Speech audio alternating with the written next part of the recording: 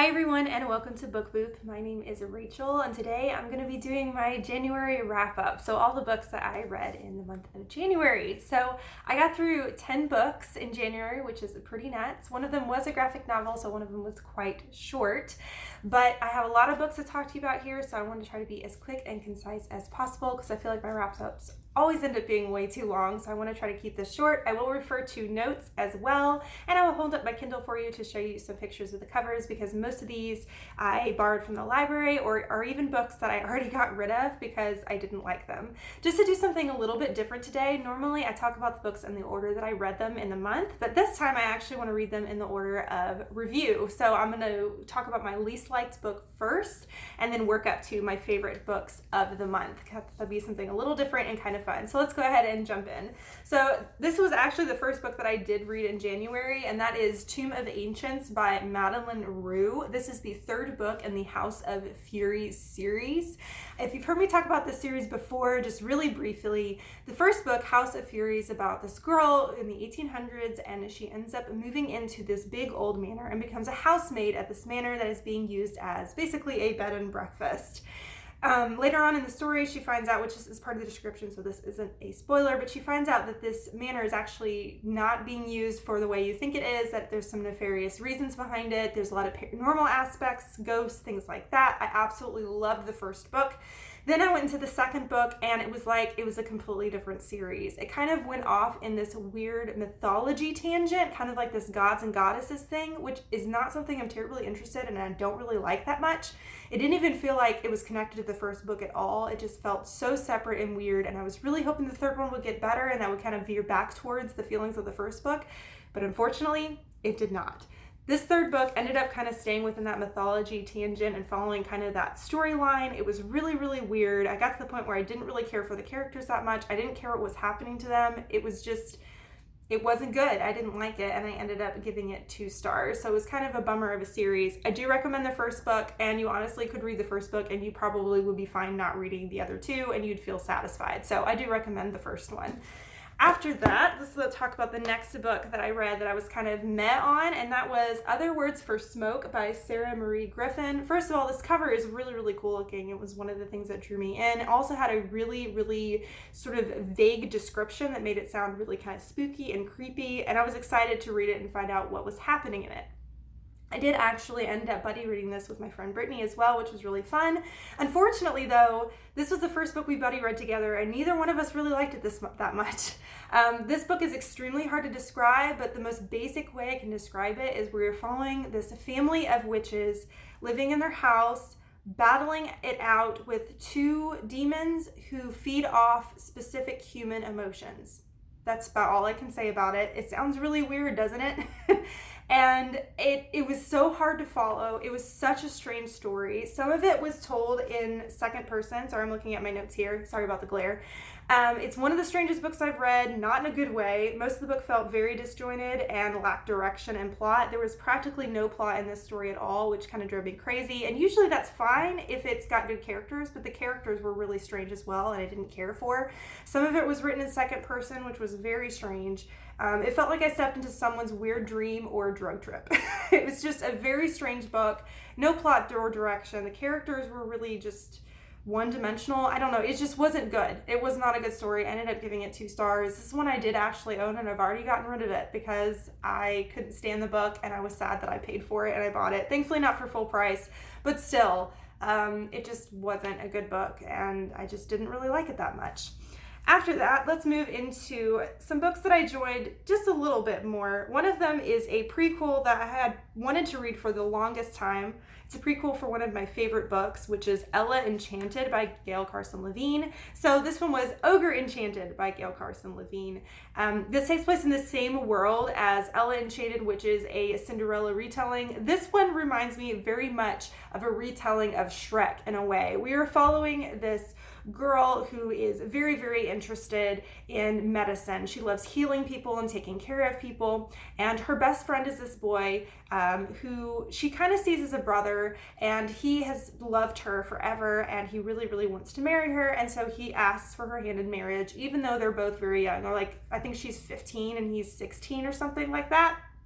But the problem is that when he proposes to her, this specific fairy shows up, that it's the same fairy from Ogre Enchanted. She likes to give gifts, but these gifts are awful, they are curses. And what happens is that this girl, her friend proposes to her and she says no. One, because she's young, but two, because she's not interested in getting married right now. She's not interested in a marriage and having that life right now. She's really focused on basically her career, and that's what she wants to focus on right now.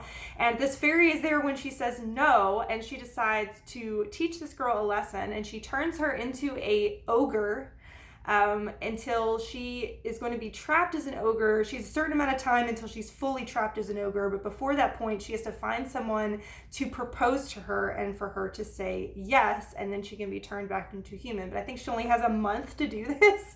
So she ends up going through this whole journey. She has to run away from home because people don't realize that this is her.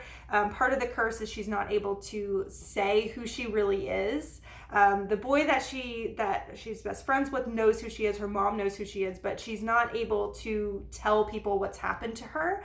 And so ogres in this world are fearful. It's something that ogres eat people and are dangerous. And so she has to run off in the woods, and she goes through this whole journey and everything. Let me pull up my notes here just to make sure I'm not forgetting anything here. It's not what I expected. Those are not the notes for that book. I am so sorry. Hold on. I'm doing this so differently because I'm doing these books out of order when I read them. It's a cute story, but overall it was too long, and our main protagonist was too dry. She had a very, very dry personality. She's the kind of person that, like, she would say whatever she wanted to say. She's very blunt, very dry, very non-emotional person. She was just a very, like, straight to the point kind of personality, and I struggle connecting with characters like that, and that was just her character and her, just the way that she was. I often felt bored in this story, and I wanted to see how it ended. I felt like the pacing was too slow. It had a satisfying and cute ending, but it took way too long to get there. I ended up giving this one 3 out of 5 stars. It was cute, but I didn't really love it that much. It definitely did not hit the point of Ogre Enchanted, which probably is one of my favorite Cinderella retellings ever, which I thought was very imaginative and great and fun, and I loved it. This one, not so much.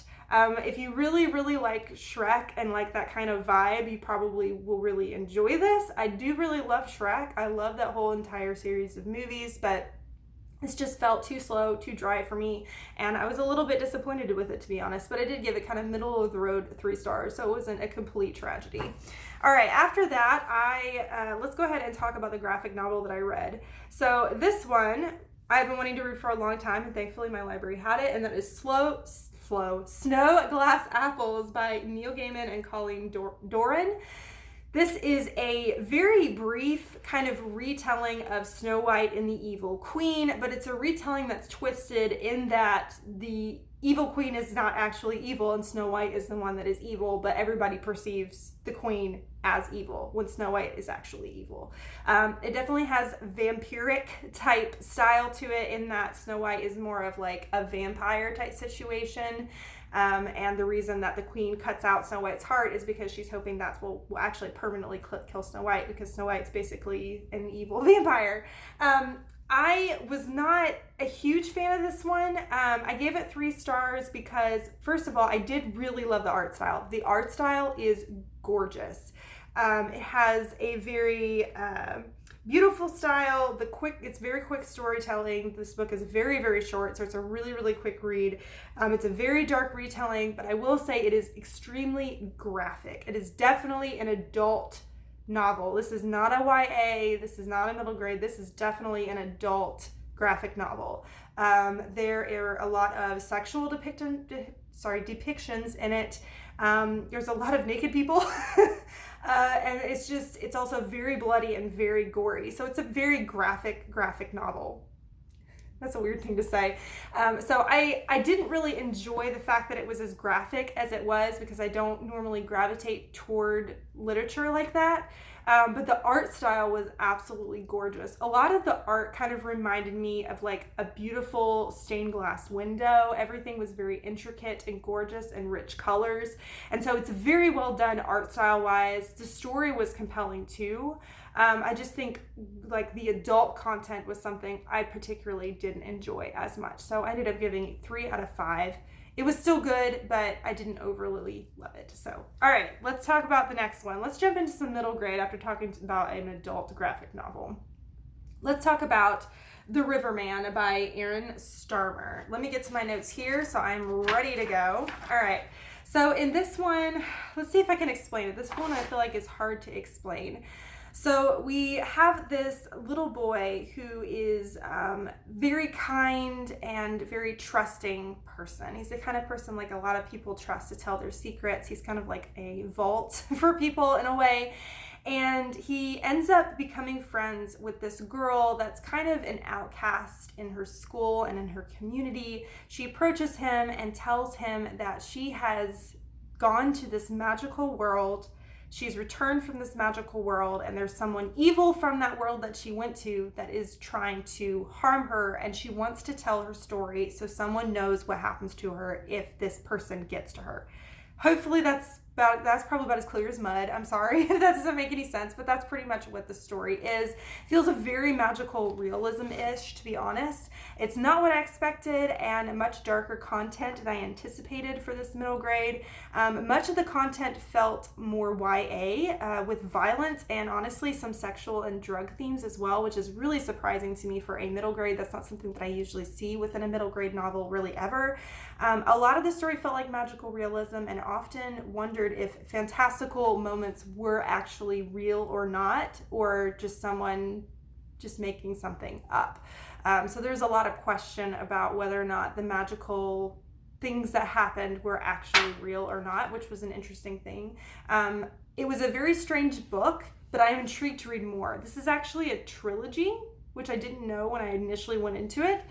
And I'm intrigued. It was very weird. It was very different from any middle grade I've read. It didn't fit what I thought it was going to be. The cover itself to me almost doesn't fit the story. Just the story is a lot darker and grittier than I expected it to be, especially out of a middle grade. I ended up giving this one 3 out of 5 stars as well. And I think eventually I will move on and read the rest of the series because it was really interesting and strange, and the characters were strangely compelling. So it was an interesting read. I can't say I like overly recommend it, but it was enjoyable, I guess, question mark? I don't know. I'm still not sure how I feel about this one, obviously.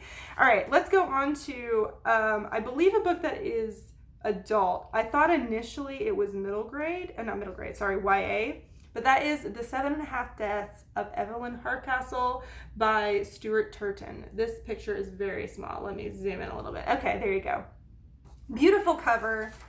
If you haven't heard of this one before, I'm kind of surprised because I feel like this one's been around for a long time. Let me see if I can describe this so this makes sense. So we are following this guy who finds himself trapped in a Groundhog Day situation, which means that he keeps having a day that's repeating over and over and over. And in this particular day that's repeating, he is at this grand manor, the Hardcastle Manor. He is there to attend a party in honor of Evelyn Hardcastle. But by the end of this party, Evelyn Hardcastle is murdered. But he's stuck in this loop on this specific day where Evelyn is murdered. The catch, though, is that every single day he wakes up in a different person's body who is there to attend this party. And I don't think he's never within his own body at any point. He's always within all these other people's body. And he gets to go through the day with each person. And if he doesn't solve the mystery of who murders Evelyn Hardcastle by the time he goes through every single person, the cycle will completely start over. He will lose all memory and have to start over at the first person again, and the cycle just keeps continuing. So initially, the idea for this book sounds really fascinating to me. It sounds kind of thrillery-ish, almost like kind of reminds me of the movie Clue. I think it sounded really, I don't know, like a fun whodunit, but with an interesting twist with this repeating day. So I was really excited to try this one, and I've been holding off reading it for the longest time because I've heard that it was kind of heavy and a little difficult to follow, and it takes a lot of focus. It's honestly kind of a chunker, to be honest. I thought this one would be a new favorite for me, but it ended up being a miss, to be honest. I felt too long with way too many characters and information to follow. I found myself speed reading to get to the end just to reach the conclusion. It's an intriguing concept that just ended up being way too complicated. I had a lot of trouble keeping up with all of the details. There were too many details, too many characters. I couldn't keep track. I don't know, maybe if I had listened to this audiobook wise, I think maybe I would have had an easier time keeping track of the characters, maybe. I don't know. But I'm really, really terrible at remembering character names. And there were so many characters to follow and so many different traits and things to happen to each character. I just couldn't remember it all. And I tried to not let that bother me. But because of that, there were certain revelations that would come up in this book that I think that were supposed to be really shocking that I had trouble tracking, because I was like, wait, what happened when, with who? And I felt lost. So I didn't end up feeling as engaged or immersed in the story as I would have liked. It had an interesting kind of twist to it towards the end that I wasn't expecting, but it just didn't quite hit the mark for me, which was sad because I was hoping it was going to be a new favorite. So I gave it 3 out of 5 stars as well. All right, let's move on. We're getting going here. All right, let's move into some books that I enjoyed just a little bit more than 3 stars. Let's move to some 4-star reads. I'm sorry, I'm getting very tongue-tied this morning. This one is The Bookish Life of Nina Hill by Abbi Waxman. This is a contemporary, which is crazy for me. I don't normally read contemporary. Who am I? So this story, we were following Nina Hill. She is very bookish, as you would guess. She works at a library. She loves to read books. She's also super into trivia, and she's a part of a trivia team that performs at different restaurants and things and tries to win these like trivia championships. And she loves her cat. She has a cat at home. She lives alone. She loves her life. She's very much an introvert. She loves the fact that she is an introvert. She loves the fact that she lives alone. She loves the fact the way her life is. Until she ends up finding out that her father, whom she has never met and didn't know who he was, has passed away. And he knew about her, and he left her in his will. On top of that, she finds out that the man who was her father also had quite a big family, and all of this family happens to live in the same town that she lives in. And all of a sudden, she is being bombarded with this new big family that she was not expecting and honestly doesn't even want. And she goes through this experience of having to all of a sudden be a part of this big family and not being as introverted as she wants to be, and her whole life being turned upside down. And it was super cute, guys. Nina was a relatable character to me. She was an introverted, bookish organizer. She loved organizing things. She loves lists. I felt like she was my soul character, and I adored her. I loved Nina so much. I really enjoyed that there was a romance in this, but the romance wasn't the main focus, which I was really happy about. Because a lot of times when you read a contemporary, and I knew this one was probably considered like a contemporary romance, there is a romance in it, but it's definitely not the main focus of the story. It's not the driving thing that's happening, which I really appreciated because I'm not a huge romance reader, to be perfectly honest. The dialogue felt very Gilmore Girls-esque. It was fast-paced and witty, which I had a lot of fun with. I really like Gilmore Girls. I love the dialogue in Gilmore Girls and how like fast-paced, just like this ping pong ball back and forth, really fast, witty dialogue I really enjoy, and I felt like that's what happened in this book, which I thought was a lot of fun. I was surprised to find myself enjoying a contemporary. So maybe that's the key, is reading a contemporary that's focused on bookish things. Maybe that's the key for me. I don't know. But I really like this one a lot. I give it 4 out of 5 stars. So I highly recommend. I thought it was a lot of fun. All right, let's see what I've got next to talk about. Ooh, this is one I actually physically have. Oh, snap. So this is one I didn't initially have on my January TBR, but I ended up getting through my TBR pretty quickly and had time to read another book before the end of January. And this is one that I have had on my TBR cart for years, and I kept meaning to get to it and kept putting it off for some reason, and that is Forest of a Thousand Lanterns by Julie C. Dow. I think that's how you pronounce it. I apologize if it's not. This is a retelling of the origin story of the evil queen from Snow White told with a Asian twist. I really enjoyed this a lot. This was really, really interesting. It took me a bit to get into the story, but once I did, I was definitely hooked. I enjoyed seeing a new and realistic kind of style depiction of the Evil Queen's story. There is some magic involved, but it's not heavily involved. It takes place into more of a past feeling. We have this girl who is living in poverty, and you watch her rise from there to being a part of the court of the emperor and all of this kind of stuff. We just see all the scheming, the conniving, all the things that have to happen to get into the royal court. There's a lot of royal intrigue with this as well. And it was really interesting to see just like the queen and the emperor's harem and the palace lifestyle and all of these things. It was so fascinating to me, which I was surprised because that's not something I'm normally fascinated in, like kind of royal intrigue type stuff. It was fascinating to see this girl rise from poverty and see her descent into morally gray and beyond. She initially starts as kind of more of this innocent girl, and you just see her descent into just her doing more and more things to be able to get ahead. And at first it's like kind of tripping people up, and then really kind of trying to do whatever she can, stepping on top of people to get ahead. And it was really, I don't know, it's just such a fascinating character to read, to see someone go from that to like kind of morally gray to just really a dark character, and seeing her get to that evil queen status was really, really interesting. I'm looking forward to seeing where the rest of this origin story or retelling goes. This is kind of a duology. There's book 1 and book 2, and then there's another one that's like book 2.5.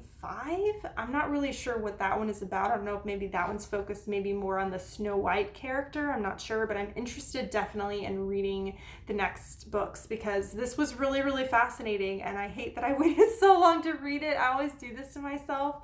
But I did really like it a lot, and I feel like this one's not talked about enough. I feel like this is one that not enough people have really given a chance. So if you're interested in fairy tale retellings or just like origin stories for villains, which I really enjoy reading those, I think those really fun, I would highly recommend this. This is a really interesting take on the evil queen. I thought it was a lot of fun, and I gave it 4 out of 5 stars. All right, we got 2 more books to talk about. We are now talking about the ones that are quite high and loved, and I really had a great time reading them. So let me pull up the book for this one. It took me so long to get to this, and I'm embarrassed that it took so long because I knew I was going to love it, and why did I put it off? And that is Aurora Burning by Amie Kaufman and Kristoff. This is the second book in the Aurora Cycle, sorry. It's called the Aurora Cycle series. The first book is called Aurora Rising. In this sci-fi story, we are following this crew of misfits who has been put together, blasted out into space, and are basically having to save the universe. That is the most brief, one-sentence little blurb that I can give you of what this story is about. But my goodness, if you have happened to read the Illuminae Files by Amie Kaufman and Kristoff, they have a very, very fast-paced, high-intensity plot-driven stories, but with fantastic characters who are very in-depth, getting to see lots of different characters' perspectives and being in different characters' heads. And it's very witty, funny dialogue as well. It's just incredibly engaging, so much fun to read. Why did I put off the second book? I don't know, but I had a darn blast with it, you guys. I adore the fast-paced plot and witty dialogue. I've gotten so attached to these characters, and I love to see how they change and develop with their circumstances. The stakes keep rising ridiculously high in this series.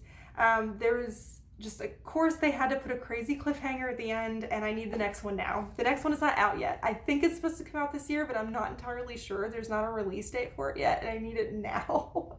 Because the first book had a cliffhanger, but boy howdy, this one really had a cliffhanger, and I'm just like, are you really gonna leave it there? Why would you do that to me? But I love this story. I love these characters. There is a romance in it that melts my heart, and I just adore the series so much. And I love Amie Kaufman and Kristoff's writing style together. I love it so much. So I would say if you're interested in getting into some sci-fi and you're a little nervous about it, I would highly recommend reading either the Aurora Cycle series or the Illuminae File series, because I feel like it's a really fun and fast-paced way to get into sci-fi, because they are extremely fast-paced books. You will find yourself flying through them, and they are so much fun. And I've heard the audiobooks are amazing too. Full casts, sound effects, all that crazy stuff. I personally not have listened to them. I need to at some point because I think they're probably going to be amazing. But yeah, if you're an audiobook person, I've heard they're great too. So highly recommend. I gave this one 4.5 out of 5 stars, very close to a 5. I absolutely love this book, and I can't wait till the third one. I cannot wait. I think it's only going to be a trilogy. This last one is I guess you could say like a bonus book. This is one I actually read for work, and I wasn't initially going to talk about it, but I loved it so much that I really wanted to mention it on here. And that is Beholding and Becoming by Ruth Chou Simmons, The Art of Everyday Worship. This book is, I guess you could say it's kind of a devotional style book, but you can kind of sit and read it all in one sitting if you really, really wanted to, which is kind of what I did. I ended up reading pretty good chunks of it at a time, so I didn't read it kind of like as a daily devotional thing.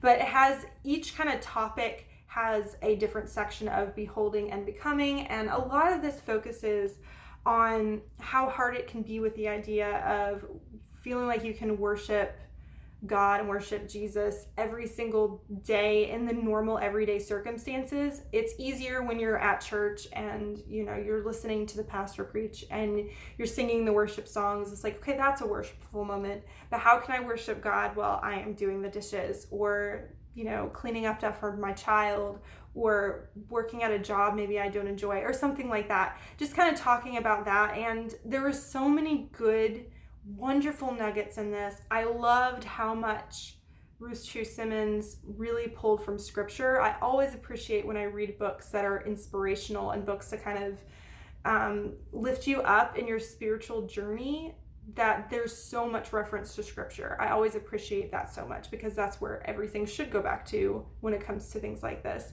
Also, she is an artist, and when I initially first purchased this and got it, I was like, oh no, I think I ordered a coffee table book, because it has beautiful, beautiful artwork. The entire thing is just full of gorgeous artwork. It is so pretty and stunning, but I really enjoyed this book a lot. I highly recommend it. It was wonderful. It's one that I definitely can see myself reading over and over and over and over, because I feel like I got a lot out of this book, and I think there's still so much more I can get out of it, and I highly recommend. So if you are a Christian and you're wanting to look into just kind of figuring out a way to breathe life into your spiritual life when it comes to the everyday and how we worship with our very lives and the everyday things, then I highly recommend this. It was really fantastic and it was great. So 5 stars for that one. So good. So those are all the books that I read. I got this done and I'm still less than 30 minutes, so that's something. But if you have happened to read any of the books I mentioned today, let me know down below what you thought about them. Also, let me know what your favorite book you read in January is. I would love to know that. But it's been a fun kickoff for the year for reading so far. I have hit the ground running. I haven't had as many amazing books as I was hoping for, but I got a couple of really good ones in there and some surprising ones. Some stinkers too, but it happens sometimes. I hope your reading year is off to a great start. I hope your year is off to a great start, and I hope you're doing wonderfully. On this side of the video over here is the logo for my channel. If you click on that, you can subscribe to my channel, follow me on my book journey. I would love for you to subscribe and get to talk to me some more. On this side of the video over here is a suggestion for another video if you want to watch another one right now. But thank you so much for watching. You rock, and don't forget to keep reading. Bye!